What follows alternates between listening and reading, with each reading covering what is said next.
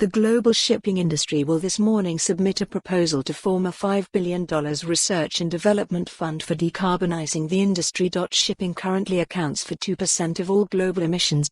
Read more. Global banks are leading the charge to decarbonize shipping. The fund, which will operate over a 10-year period, is designed to accelerate the development of commercially viable net zero ships by the early 2030s. The International Maritime Research and Development Board, IMRB, as the fund will be known, will be financed by the payment of a mandatory $2 for every ton of fuel a shipping company buys. Espen Poulsen, chairman of the International Chamber of Shipping, ICS, which represents 80% of the world's merchant fleet, said, "The coalition of industry associations behind this proposal are showing true leadership.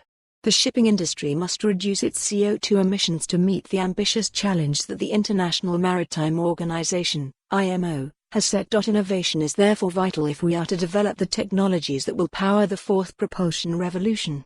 This proposal is simple, accountable and deliverable, and we hope governments will support this bold move.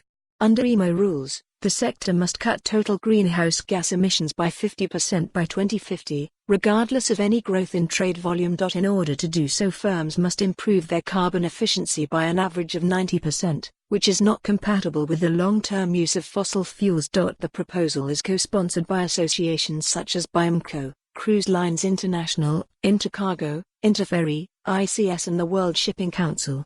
The ICS Secretary General Guy Platten said, "We must not leave it to others to carry the burden of addressing the climate crisis. Nor will we ask others to decide the future of maritime.